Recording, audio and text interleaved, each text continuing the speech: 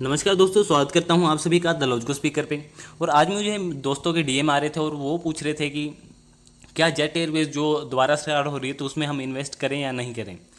तो ये काफ़ी ज़्यादा लोगों के क्वेश्चन मैंने देखे आप आज अपनी इंस्टाग्राम पे। तो अभी तक आपने इंस्टाग्राम पर फॉलो नहीं किया तो ज़रूर फॉलो करें, डिस्क्रिप्शन में लिंक दिया हुआ है। सामने मैं बता दूं कि जेट एयरवेज से जो न्यूज़ आई है कि एनसीएलटी ने जो है जेट एयरवेज को अप्रूवल दे दी है कि वो अपने बिजनेस को जो है दोबारा से रन कर सकता है। सामने जेट एयरवेज का जो नए खरीदार हैं उन्होंने जो है बिजनेस को जो है संभालने का और दोबारा से स्टार्ट करने का जो जिम्मा उठाया है। इसमें ये देखने वाली चीज़ है कि क्या ये बिजनेस सक्सेसफुली दोबारा से रन हो पाएगा या नहीं हो पाएगा। अगर पिछले परफॉर्मेंस की अगर बात की जाए तो जेट एयरवेज का पिछला परफॉर्मेंस काफ़ी ज़्यादा अच्छा रहा था, पर लेकिन अगर 2015 के बाद से अगर देखा जाए तो जेट एयरवेज का जो भी बिजनेस है वो हमें डूबता हुआ नजर आया। साथ में हम बात करें कि जेट एयरवेज का बिजनेस क्यों डूबा था, तो साथ में अगर इंडिगो की बात की जाए या एयर इंडिया की बात की जाए तो उससे कंपटीशन करते करते जेट एयरवेज ने अपने प्राइजेस इतने कम कर दिए थे, मतलब कि आप ट्रैवलिंग इतने कम पैसे में कर सकते थे उस टाइम पर, जिस वजह से एयरवेज को उस टाइम पर कस्टमर तो ज़्यादा मिलते थे लेकिन मुनाफा नहीं हो रहा था, जिस वजह से करीब इनका जो नेट लॉस था वो $6 बिलियन तक पहुंच गया था। जिसकी वजह से ये कंपनी जो है अंत में जो इसका फाइनल रिजल्ट निकला वो ये निकला कि ये बैंक करप्सी की तरफ जो है कंपनी चलेगी और एंड में जो है बैंकक्रप्ट हो गई। साथ में जो नए खरीदार हैं जलान साहब, उन्होंने जो कंपनी को दोबारा से खड़ी करने का जो जिम्मा उठाया है, तो इसमें भी दो रिस्क जो है हमें इन्वॉल्व जो है मिल रहे हैं। तो आज बात करेंगे जेट एयरवेज की। साथ में आज की अगर परफॉर्मेंस देखी जाए जेट एयरवेज की तो 99 ₹100 पर आज क्लोजिंग देखने को मिल रही है। पूरा अपर सर्किट में हमें 5% का अपर सर्किट जो है आज देखने को मिल रहा है। तो स्टार्ट करते हैं इस वीडियो को, और उससे पहले जरूर कहना चाहूँगा अभी तक आपने चैनल को सब्सक्राइब नहीं किया तो जरूर सब्सक्राइब कर लें, साथ में बेल आइकन को प्रेस कर लें ताकि आने वाली वीडियोज़ की नोटिफिकेशन आपको मिलते रहे। तो चलिए स्टार्ट करते हैं इस वीडियो को। तो यहाँ पर आप न्यूज़ देख सकते हैं और यहाँ पर आप देख सकते हैं Jet Airways is back, NCLT approves Kalrock के Jalan to consortium as a resolution plan. तो रेजोल्यूशन प्लान जो जलान साहब ने रखा हुआ था उसमें ये दिया था कि जितने भी उनके एयरक्राफ्ट इस टाइम पर जो बंद पड़े हुए हैं उनको जो है दोबारा से जो है स्टार्ट किया जाएगा। साथ में अगर बात की जाए कि जेट एयरवेज की जो बिडिंग प्रोसेस थी वो बोन की हुई थी कैलरॉक कैपिटल अलायंस ने। सन में अगर बात की जाए कि उसके रीस्टार्टिंग की ऑपरेशन जो है कब तक जो है अब स्टार्ट हो जाएगी, तो जो अप्रूवल एनसीएलटी का मिल गया है तो इससे जल्दी ही जो है यहाँ पर जो सारे ऑपरेशन जो है जेट एयरवेज के यहाँ पर स्टार्ट होते हुए नजर आएंगे। लेकिन यहाँ पर एनसीएलटी ने कुछ यहाँ पर कंडीशंस रखी हुई हैं, उस कंडीशन के तहत ही जो है जेट एयरवेज को तो हम दोबारा जो है आज एयरपोर्ट्स पर आप देख सकेंगे। तो यहाँ पर अगर पूरी न्यूज़ को पढ़ें तो यहाँ पर आप देख सकते हैं कि एनसीएलटी ऑन जून 22 मतलब कि आज के दिन approve the Kalrock Jalan consortium to resolution plan for Jet Airways with riders.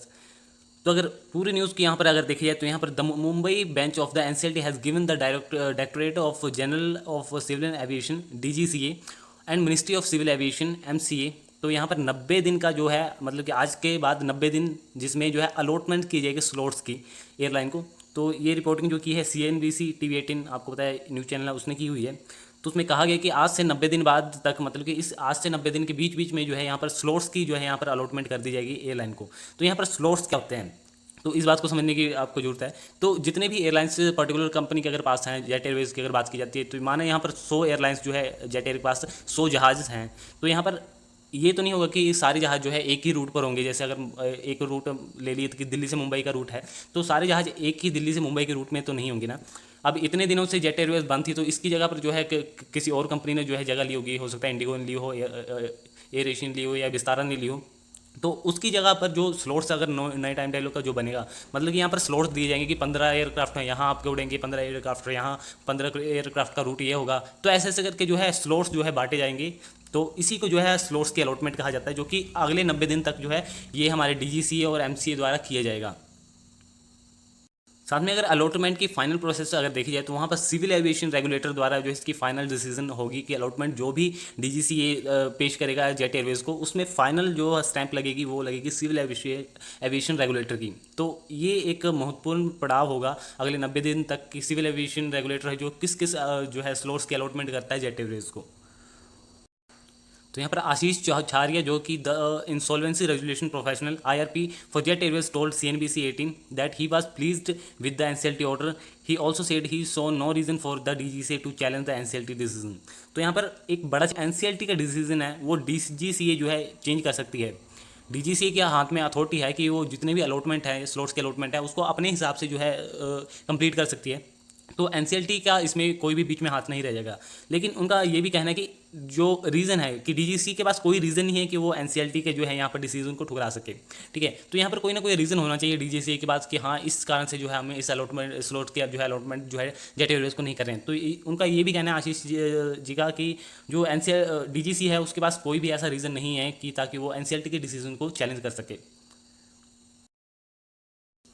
तो उनका कहना ये भी है कि after the jet Airways was grounded on April 2019, मतलब कि आपको पता है कि 2 अप्रैल 2019 से जो है जेट एयरवेज की जो जितनी सर्विसेज थी वो बंद हो गई थी, जिसकी वजह से उनके जो स्लॉट्स थे वो अदर एयरलाइंस को यहाँ पर दे दिए गए थे। विस्तारा को मिले थे कुछ और कुछ इंडिगो को मिले हुए थे, एक थर्ड एयर इंडिया को भी मिले हुए थे कुछ, पर मेन जो है विस्तारा और जो है यहाँ पर इंडिगो को मिले हुए थे। The insolvency proceeding were initiated against the airline in June 2019। तो जितनी भी इंसॉल्वेंसी की जो प्रोसेसिंग है या प्रोसीडिंग है वो जून 2019 से चली थी, मतलब कि यहाँ पर अप्रैल 2019 से उनकी सर्विसेज बंद हुई और 2 महीने बाद जून 2019 से उन पर जो है लीगल एक्शंस लेने जो है स्टार्ट कर दिए गए। क्योंकि लीगल एक्शन इसलिए लिए गए क्योंकि वो बैंकक्रप्ट हो चुकी थी कंपनी, इसलिए यहाँ पर लीगल एक्शन लेना जरूरी होता है क्योंकि बैंकक्रप्सी जो रूल है कंपनीज का वो उन पर लागू होता है उस टाइम पर। साथ में देखा जाए तो अक्टूबर 2020 जब उनको जो है नया खरीदार मिल गया था जेट एयरवेज को, तो नए खरीदार कौन था? मुरारी लाल जलान, जो कि कैलरो कैपिटल अलायंस के जो है मालिक हैं। तो उन्होंने जो है अक्टूबर 2020 में जो है जेट एयरवेज को खरीद लिया था। लेकिन यहाँ पर सिर्फ खरीदने से बात नहीं बनती, ठीक है, क्योंकि अगर देखा जाए तो एयरलाइंस का जो भी बिजनेस है गवर्नमेंट का इसमें जो है काफ़ी ज़्यादा हाथ होता है, काफ़ी ज़्यादा अप्रूवल्स लगते हैं, जिसकी एनसीएलटी का अप्रूवल होता है, डीजीसीए का अप्रूवल होता है, ठीक है, एमसी का अप्रूवल होता है। तो यहाँ पर काफ़ी ज़्यादा अप्रूवल के बाद ही जो है एयरलाइंस को चलाया जाता है। तो खरीदना तो काफ़ी नहीं था, हालांकि अच्छी बात है कि उन्होंने मुरारी लाल जलान ने जो है इस कंपनी को खरीद लिया, लेकिन उसके बाद जो रिस्टार्ट ऑपरेशन करने का था वो चांस जो कि उस टाइम पर नहीं हुआ हो पाया। तो जो कि ये इतने अगर अक्टूबर 2020 से देखा जाए तो अभी तक करीब 7-8 महीने जो है इस बात को बीत चुके हैं और उसके बाद जो है फाइनली जो है एनसीएलटी की जो यहाँ पर जो है हम कह सकते हैं अप्रूवल मिल चुका है जेट एयरवेज को कि वो दोबारा से अपना ऑपरेशन स्टार्ट कर सकती है after the allotment of slots. तो आज करता हूँ कि आपको अलॉटमेंट ऑफ स्लॉट्स को समझे होंगे कि अलॉटमेंट ऑफ स्लॉट्स है क्या। मैंने पहले बताया कि जितने एयरलाइंस हैं उनको अलॉट किया जाएगा उनके रूट्स को, कि दिल्ली से मुंबई का कौन सा रूट है, दिल्ली से चेन्नई का कितने रूट देने हैं, दिल्ली से कोची के कितने रूट देने हैं, दिल्ली से कहीं भी कोलकाता के कितने रूट देने हैं, या दिल्ली से इंटरनेशनल फ्लाइट की कितने रूट देने हैं। तो वो डीजीसीए और जो है एनसीएलटी के बीच का मामला है, तो वो उस हिसाब से जो है उनको अलॉटमेंट जो है मिल जाएगी। तो आपको समझ आ चुका होगा कि अलॉटमेंट ऑफ स्लॉट्स क्या होते हैं। तो यहाँ पर आगे हम जेट एयरवेज के अगर मैक्सिमम चार्ट पैटर्न को यहाँ पर देखा जाए तो यहाँ पर करीब 2006-07 के आसपास जो था जेट एयरवेज जो है लिस्ट हुआ था। तो यहाँ पर आप देख सकते हो कि करीब 1300-1400 रुपये का स्टॉक आज जो है 99 या 100 रुपये का स्टॉक जो है हम कह सकते हैं।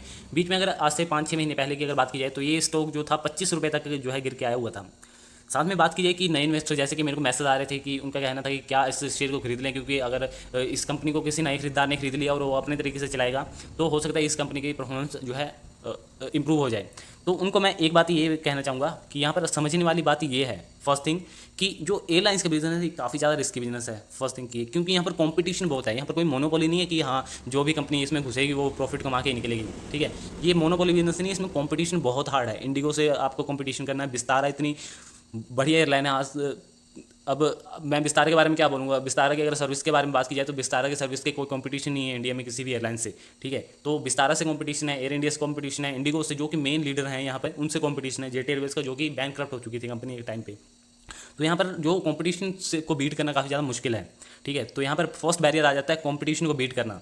सिर्फ कंपनी खरीदने से ही जो है कंपनी इंप्रूव नहीं हो जाती, कंपनी को कंपटीशन से निकालना भी होता है, कंपटीशन को बीट करना होता है, वो काफ़ी ज़्यादा बड़ी बात होती है किसी भी कंपनी के लिए।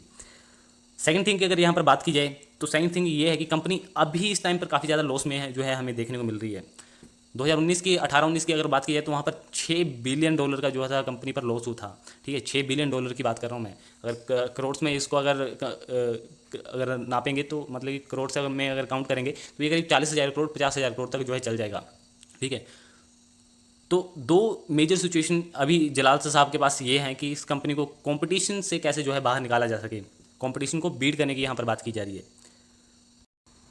तो साथ में अगर बात की जाए फाइनेंशियल्स की तो मैंने पहले बता दिया कि कंपनी जो है पिछले लॉस से जो है अभी तक लॉस में है।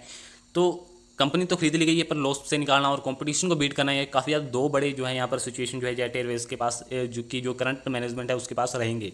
अभी तक अलॉटमेंट नहीं की गई है स्लॉट्स के अलॉटमेंट करने के बाद और हम जो है एक डीप एनालिसिस कर सकते हैं कि किस किस जो है स्लॉट्स में अलॉटमेंट की गई है जहाँ से उसको फ़ायदा हो सकता है। तो इसके बाद से एक मैं वीडियो फिर भी बनाऊंगा जब अलॉटमेंट हो जाएगी इस स्लॉट्स की, तो उसके बाद एक वीडियो बनाऊंगा, उसमें एनालिसिस ये की जाएगी कि किस किस स्लॉट से जो है उसको ज़्यादा फ़ायदा हो सकता है। तो मेन बिजी रूट पर जितने ज़्यादा कस्टमर होंगे और जितने जो है अच्छे प्राइस पर ये कस्टमर को ऑफर करेंगे उस हिसाब से जो है उनको प्रॉफिट होगा वहाँ पे।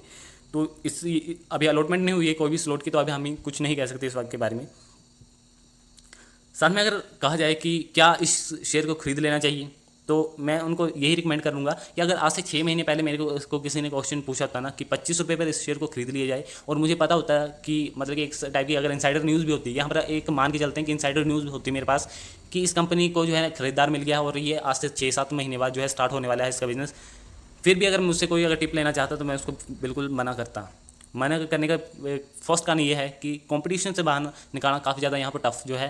सेकंड थिंग कि कंपनी को लॉस से बाहर निकालना दूसरा सेकंड टफ जो काम है, क्योंकि लॉस 1-2 हज़ार करोड़ का नहीं है, $6 बिलियन का है। साथ में बात की जाए कि थर्ड थिंग कि कंपनी की फाइनेंशियल बिल्कुल भी जो है कामयाब नहीं है, एकदम वीक है। इससे अच्छे तो यस बैंक के जो है फाइनेंशियल्स हमें देखने को मिलते हैं। हालांकि यहाँ पर जो है एयरलाइंस की बात की जाए तो एयरलाइंस का यहाँ पर जो है हम उदाहरण लेंगे। साथ में अगर बात की जाए इंडिगो एयरलाइंस की और विस्तारा एयरलाइंस की, तो इंडिगो का जो बिजनेस मॉडल है वो काफ़ी थोड़ा सा हटके और जो है गवर्नमेंट का काफ़ी ज़्यादा उसको सपोर्ट है, जिसकी वजह से इंडिगो के शेयर प्राइस में हमें काफ़ी ज़्यादा अच्छा उछाल देखने को मिलता है, क्योंकि काफ़ी ज़्यादा इन्वेस्टर आप में से हो गए जिन्होंने इंडिगो में इन्वेस्ट किया होगा और काफ़ी ज़्यादा अच्छा जो है रिटर्न कमाया भी होगा। लेकिन अगर 25 रुपये का अगर ये स्टॉक आज भी अगर मिल रहा होता तो मैं आज भी इसको मना ही करता कि अभी तक जो है जेट एयरवेज उस हालात में नहीं है कि इसके स्टॉक को खरीदा जा सके। लेकिन हाँ, अगर इन फ्यूचर इसकी परफॉर्मेंस अच्छी होती है और फंडामेंटल इसके अगर अच्छे हो जाते हैं, तो चाहे ये 100 रुपये का स्टॉक भी होता ना, तो मैं ज़रूर कहता कि आप जाके इसको खरीदो। लेकिन इस टाइम पर जेट एयरवेज को खरीदना बेवकूफ़ी होगी, क्योंकि आपका जो पैसा है काफ़ी टाइम के लिए फंस सकता है यहाँ पर। हाँ, अगर मैनेजमेंट अच्छी रही, बिजनेस को इंप्रूव किया, तो वो अलग बात है कि वो इसको बाहर निकाल लेंगे, लेकिन यहाँ पर काफ़ी ज़्यादा समय भी लग जाएगा। अभी तो 6-7 महीने, 90 दिन, 3 महीने तो इसके अलॉटमेंट को लग जाएंगे। ठीक है, तो अगर पूरी प्रोसेस को अगर दोबारा से रीस्टार्ट करना है तो 1 साल का जो है समय अभी और लगने वाला है रीस्टार्ट को, फिर लॉस से निकालना, कंपटीशन बीट करना और फिर से उसकी परफॉर्मेंस को इम्प्रूव करना, तो इसमें 5 साल तक का जो है यहाँ पर टाइम जो है लगने वाला है। तो 5 साल तक के लिए स्टॉक को होल्ड करना काफ़ी ज़्यादा टफ बात है, ठीक है, क्योंकि 5 साल के लिए आपका पैसा बॉन्ड हो जाएगा और अगले 5 साल में मार्केट कहाँ की कहाँ जाने वाली है। इससे अच्छा अगर कोई बेस्ट होगा, अगर आप इंडिगो का भी शेयर खरीद लेते हो तो आपको 5 साल में एक अच्छी जो है यहाँ पर रिटर्न और अच्छे जो है यहाँ पर परफॉर्मेंस अपने शेयर में देखने को मिल सकती है। लेकिन जेट एयरवेज के लिए मेरी तरफ से बिल्कुल ना है, और मैं ऐसे जो स्टॉक है इनमें कभी इन्वेस्ट नहीं करता, ना ही मैं किसी को रिकमेंड करता हूँ कि ऐसे स्टॉक में इन्वेस्ट करो। बाकी आपकी मर्जी है, आप अपनी स्टडी के अनुसार जो है यहाँ पर इन्वेस्ट कर सकते हो। अगर आपकी स्टडी कुछ और कहती है, आपके पास इनसाइडर न्यूज़ है या किसी टाइप की अगर आपके पास मेरे से ज़्यादा इन्फॉर्मेशन है, तो आप यहाँ जरूर इस स्टॉक के साथ जा सकते हो। मेरी तरफ से कोई मनाही नहीं है आपको। तो आशा करता हूँ कि आपको ये छोटा सा एनालिसिस अच्छा लगा होगा। अच्छा लगा हो तो जरूर लाइक करें, साथ में चैनल को सब्सक्राइब करें और चैनल की बेल आइकन को प्रेस कर लें ताकि आने वाली वीडियोज़ की नोटिफिकेशन आपको मिलती रहे। साथ में अगर अभी तक आपने डीमेट अकाउंट ओपन नहीं किया तो डिस्क्रिप्शन में उसका लिंक पड़ा हुआ है, अपस्टॉक या जीरोधा में जाकर आप अपना डीमेट अकाउंट बना सकते हो और उसको जो है आप अपने दोस्तों के साथ शेयर करके वहाँ से 300 रुपये से 500 रुपये जो है कमा भी सकते हो। तो जाके डिस्क्रिप्शन में लिंक है, वहाँ पे जिससे अकाउंट बनाओ और मेरे को इंस्टाग्राम पर फॉलो कर लो, दलोच को स्पीकर को जो है इंस्टाग्राम पर आप फॉलो कर सकते हो। वहाँ पर जो है मैं करंट न्यूज़ जो है जरूर अपडेट करता रहता हूँ, तो वहाँ पर जल्दी होती है, क्योंकि जैसे कोई न्यूज़ आई मैं वहाँ पर अपडेट दे देता हूँ अपनी स्टोरीज़ में या पोस्ट से। तो वहाँ पर जरूर जाके फॉलो कर लो, आपको जो है इन्फॉर्मेशन लेने में आसानी रहेगी। तो मिलते हैं नेक्स्ट इसी वीडियो में, तब तक के लिए धन्यवाद।